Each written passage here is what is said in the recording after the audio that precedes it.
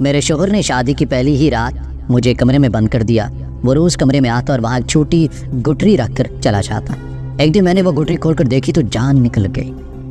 میرا نام سیما ہے اور اس وقت میں ایک کمرے میں بند ہوں جہاں میرے ساتھ بہت برا سلوک ہو رہا ہے۔ کیا قصور ہے میرا؟ کیوں میں یہاں بند ہوں؟ مجھے خود معلوم نہیں ہے۔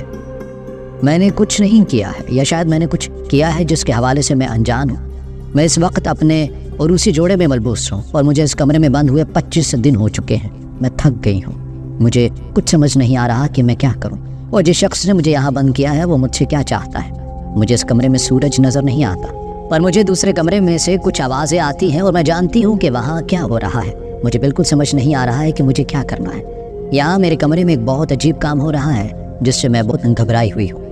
مجھے اغوا کیا گیا تھا، وہ بھی میری شادی والے دن، اور افسوس کی بات یہ ہے کہ مجھے جس شخص نے اغوا کیا وہ کوئی اور نہیں بلکہ میرا اپنا شوہر ہے۔ میری شادی سے میں بہت خوش تھی۔ میری شادی میری اپنی مرضی سے ہو رہی تھی۔ میرے والد صاحب ایک امیر آدمی تھے، میری والدہ اس دنیا میں نہیں تھی۔ میں اپنے والد صاحب کی اکلوتی اولاد تھی اور اپنی زندگی میں بہت خوش تھی۔ میرے لیے جس شخص کا رشتہ آیا وہ میرے والد صاحب جتنا ہی امیر تھا اور خوبصورت بھی۔ اس کا نام سلمان تھا۔ میں خوش تھی کہ میں ایک محل سے دوسرے محل میں جا رہی تھی۔ میری شادی کی تیاریاں ہوئی، میری ہر خواہش کو پورا کیا گیا۔ میں بہت پیاری دلہن بنی، اور میں ابھی اپنے پارلر میں تھی کہ مجھے کال آئی کہ میرا ڈرائیور مجھے لینے آیا ہے۔ میں باہر آئی اور اپنی کار میں بیٹھ گئی۔ مجھے میرے ہوٹل لے جایا گیا۔ وہاں میں اپنے کمرے میں ہی بیٹھی تھی جب قاری صاحب وہاں آئے اور میرا نکاح سلمان سے ہو گیا۔ مجھے واپس کار میں بٹھایا گیا۔ اب مجھے اس ہوٹل میں جانا تھا جہاں ہمارے نکاح کی بقیہ تقریب ہونی تھی۔ مجھے پچھلے دروازے سے جانا تھا اور اس کے بعد میری گرینڈ انٹری ہونی تھی۔ میرے ساتھ میری کچھ سہیلیاں بھی تھیں۔ اچانک کار رکی اور ڈرائیور نے میری سہیلیوں کو کار سے نکال دیا۔ میں حیران رہ گئی۔ ڈرائیور نے کار کا دروازہ لاک کر دیا اور آ کے اپنی جگہ پر بیٹھا۔ تب مجھے اندازہ ہوا کہ وہ کار تو میری ہی تھی پر ڈرائیور میرا نہیں تھا، اور جب تک مجھے یہ بات سمجھ آئی تب تک دیر ہو چکی تھی۔ اس نے میرے ہاتھ باندھ دیے اور منہ پر ٹیپ لگا دی کیونکہ کار بہت تیزی سے جا رہی تھی۔ وہ شخص گاڑی میں آگے بیٹھا تھا اور میں گاڑی میں پیچھے، میرے ہاتھ بندھے ہوئے تھے اور میرے منہ پر ٹیپ لگی تھی۔ میری آنکھوں میں آنسو اور دماغ میں ہزاروں سوال تھے کہ آخر اب میرے ساتھ کیا ہونے والا تھا۔ اب مجھے وہ جانے کہاں لے جا رہا تھا۔ وہ دیکھنے میں 25 یا 28 سال کا معلوم ہوتا تھا۔ اس نے اپنا چہرہ چھپا رکھا تھا۔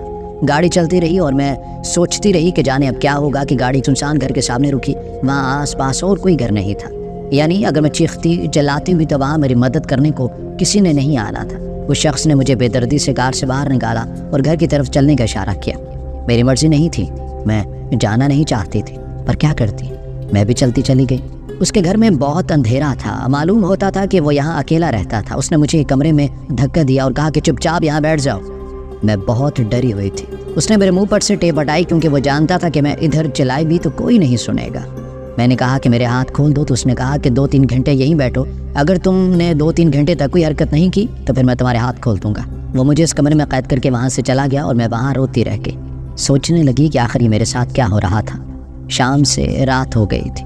اس کمرے میں کوئی سامان نہیں تھا، صرف ایک بستر جو زمین پر لگا تھا اور باقی سارا کمرہ خالی تھا۔ جب رات ہوئی تو وہ شخص میرے کمرے میں آیا اور اس نے میرے چہرے پر سے نقاب ہٹایا۔ میں نے جب اسے دیکھا تو میرے قدموں سے زمین نکل گئی کیونکہ وہ اور کوئی نہیں، میرا ہونے والا شوہر سلمان تھا۔ میں پریشان ہو گئی۔ سلمان، یہ کیا ہو رہا ہے؟ میں یہاں کیوں؟ کیسے؟ نکاح ایسے کیوں ہوا ہمارا؟ اور یہ کون سی جگہ ہے؟ ہم یہاں کیوں ہیں؟ مجھے یہاں سے جانا ہے، پلیز مجھے یہاں سے لے جائیں پلیز۔ میں بری طرح رونے لگی تھی اور سلمان ہنسنے لگا۔ میں حیران رہ گئی۔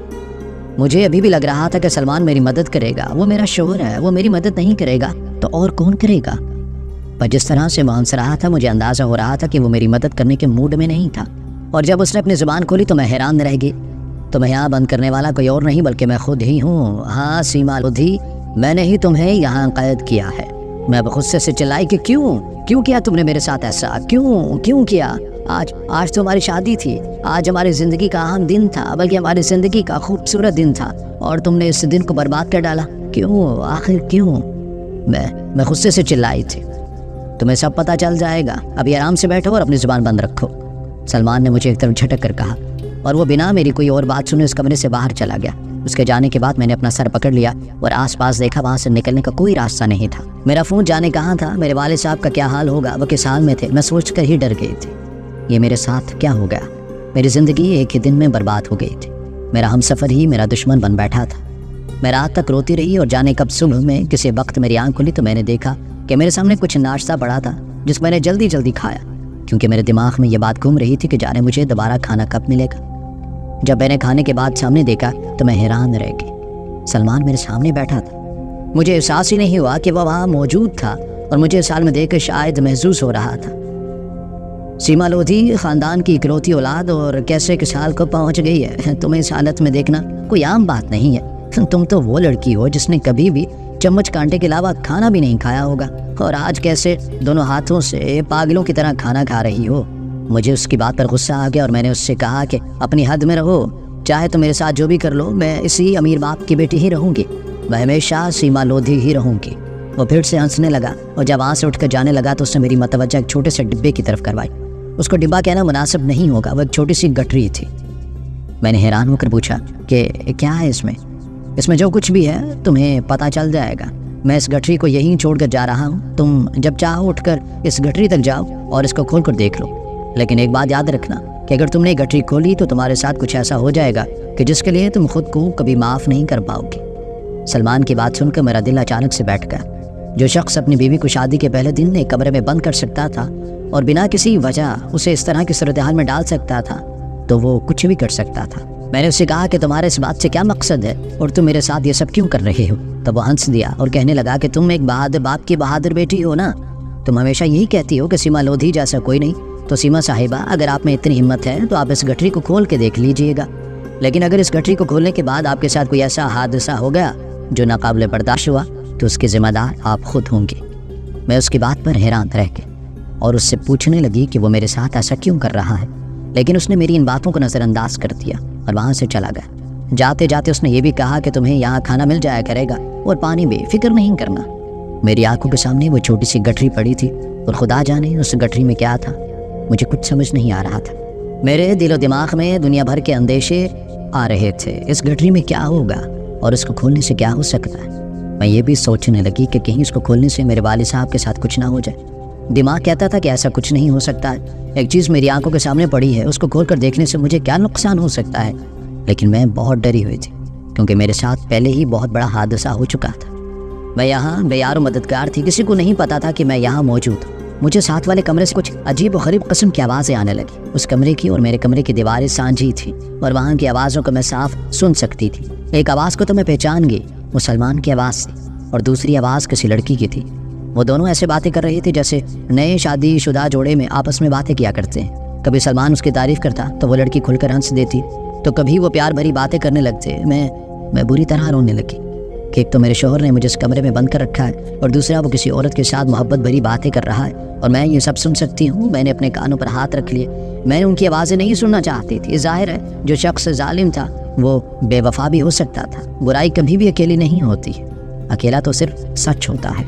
برائی کے ساتھ اور بھی برائیاں ہوتی ہیں، جھوٹ کے ساتھ اور بھی جھوٹ ہوتے ہیں۔ مجھے یہاں بند ہوئے کافی دن گزر گئے۔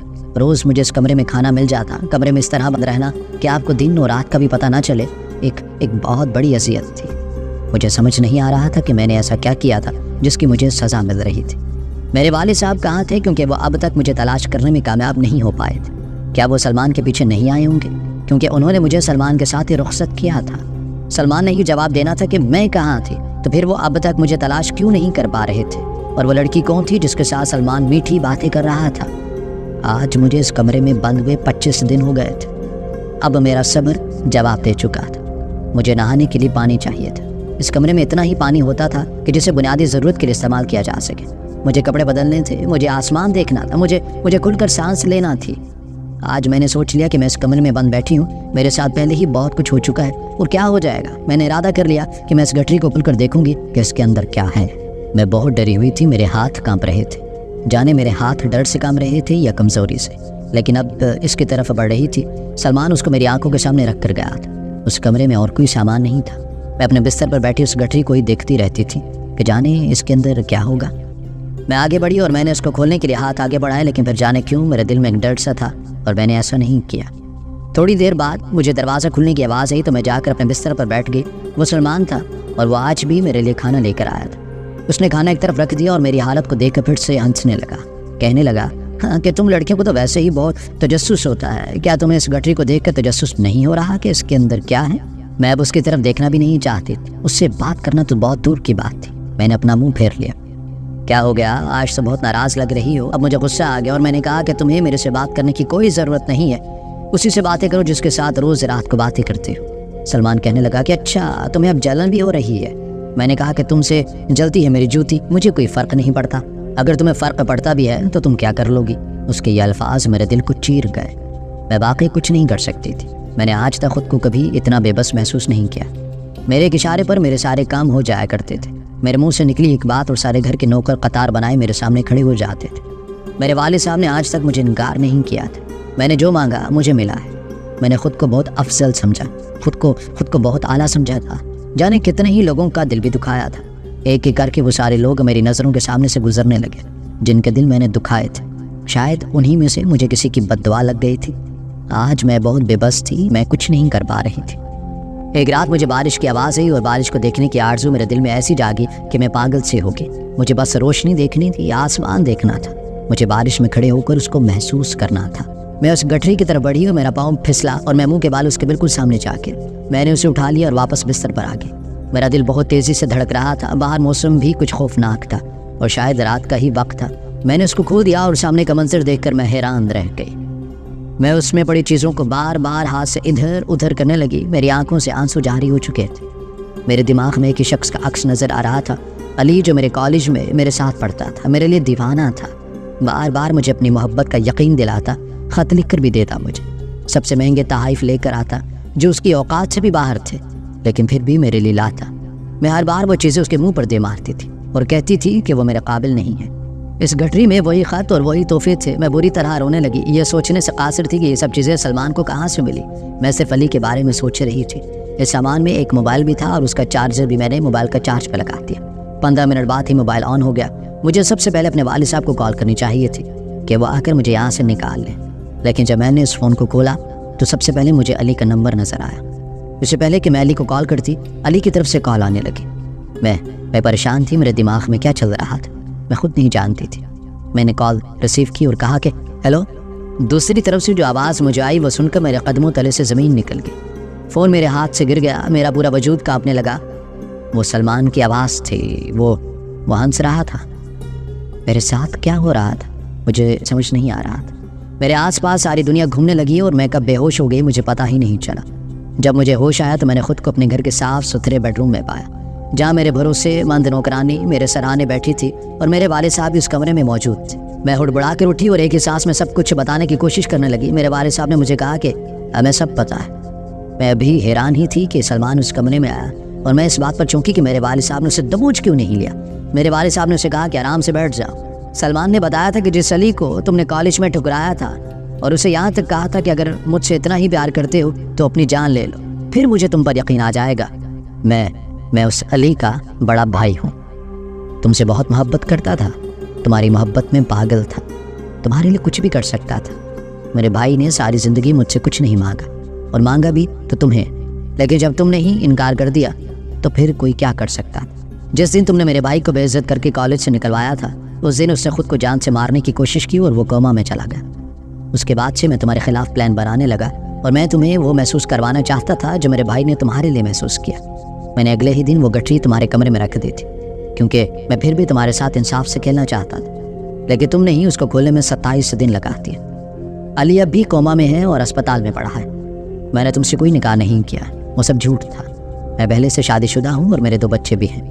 جس عورت کی تم نے آوازیں سنی وہ میری بیوی ہے۔ میں نے تمہارے والد صاحب کو یہ سب کچھ بتایا ہے اور وہ بھی یہی کہتے ہیں کہ تم ان کی ایک بگڑی ہوئی بچی تھی جس کے ساتھ یہ ہونا ضروری تھا۔ دنیا کا سب سے بڑا گناہ ہے کسی کا دل توڑنا اور سب سے بڑا ثواب کا کام ہے اسی ٹوٹے دل کو جڑنا، لیکن تمہارے حصے گناہ ہی آیا ہے۔ تم اس کا ٹوٹا ہوا دل جوڑ نہیں سکتی کیونکہ وہ اب تک کوما میں ہے اور اس بات کو 4 سال بیت گئے ہیں۔ یہ جان کر میرے قدموں تلے سے زمین نکل گئی۔ سلمان نے میرے والد صاحب سے معافی مانگی اور کہا کہ جو ہمارے بھائی کے ساتھ ہوا ہے اس کے بدلے میں آپ کی بیٹی کے ساتھ کچھ بھی نہیں ہوا، پھر بھی اگر آپ مجھے سزا دینا چاہیں تو میں حاضر ہوں۔ میرے والد صاحب نے سر جھکا لیا۔ سلمان وہاں سے چلا گیا۔ 2 ہفتے تک میں بہت بیمار تھی، مجھے بخار تھا، میری طبیعت سنبھل نہیں رہی تھی۔ ڈاکٹر نے مجھے پراپر کھانے کو، واک کرنے کو اور قدرت کے قریب رہنے کو کہا، لیکن میرے دماغ میں صرف علی کے بارے میں باتیں گردش کر رہی تھی۔ 2 ہفتے کے بعد جب میری حالت تھوڑی بہتر ہوئی تو میں نے فیصلہ کر لیا کہ میں علی سے ملنے جاؤں گی۔ میرے والد صاحب نے کسی طرح اسپتال کا پتہ لیا جہاں پر وہ ایڈمٹ تھا میں وہاں گئی تو اسے دیکھ کر میری آنکھیں بھر آئیں۔ میں نے کبھی اسے ایسے نہیں دیکھا تھا۔ وہ تو ہنستا مسکراتا نوجوان جو میرے لیے اپنی جان تک دینے کی قسم کھایا کرتا تھا۔ میں اس کے سرانے بیٹھ گئی اور جانے کتنی دیر وہیں بیٹھی رہی۔ اس وقت میرا دماغ بالکل خالی تھا، میں کچھ بھی نہیں سوچ رہی تھی۔ وہاں سے واپس گھر آئی اور رات تک ایک فیصلہ کر بیٹھی۔ اپنے والد صاحب سے کہا کہ میں نے واقعاً بہت برا کیا ہے، میں اپنی غلطی کو سدھارنا چاہتی ہوں، میں علی کی خدمت کروں گی، اس کا خیال رکھوں گی جب تک وہ ٹھیک نہیں ہو جاتا، میں اور کسی سے شادی نہیں کروں گی۔ سب نے مجھے بہت سمجھایا، میری ڈاکٹر سے بھی بات ہوئی تھی، ڈاکٹر کا کہنا تھا کہ علی کا کچھ پتہ نہیں ہے، وہ کل بھی ٹھیک ہو سکتا ہے اور اسے کوما سے جاگنے میں 10 سے 15 سال بھی لگ سکتے ہیں، یہ کوئی نہیں بتا سکتا کہ وہ کب ٹھیک ہوگا۔ میں نے سلمان سے اپنے کیے کی معافی مانگی، میں نے دن رات علی کا خیال رکھا، میں روز اسے ملنے جاتی، وہ بھی تو بے ہوش تھا، لیکن میں اس سے باتیں کیا کرتی تھی اور 7 مہینے بعد وہ کوما سے باہر آ گیا۔ اس نے سب سے پہلے مجھے ہی دیکھا۔ میں نے اس سے اپنے کیے کی معافی مانگی تو اس بیچارے نے مسکرا کر کہا کہ اپنوں سے کوئی ناراض نہیں ہوتا، معاف کرنا تو دور کی بات ہے۔ علی کو پوری طرح سے ٹھیک ہونے میں مزید 1 سال لگ گیا، لیکن وہ بالکل پہلے جیسا ہو گیا۔ ہم نے اس کا بہت خیال رکھا۔ آج وہ علی میرا شوہر ہے اور ہم ایک اچھی زندگی جی رہے ہیں۔ وہ ایک بہت اچھا انسان ہے، اگر میں اس سے ملی نہ ہوتی تو شاید میں اس دنیا کی سب سے بدقسمت لڑکی ہوتی، لیکن میں اس سے ملی تو خود کو اس دنیا کی سب سے خوش قسمت لڑکی سمجھتی ہوں۔ میں نے اپنی زندگی میں ہونے والے ان واقعات سے یہی سیکھا ہے کہ تکبر انسان کو کہیں کا نہیں چھوڑتا۔ کسی کا دل توڑنا واقعاً بہت بڑا گناہ ہے جس کی سزا اسی دنیا میں ملتی ہے۔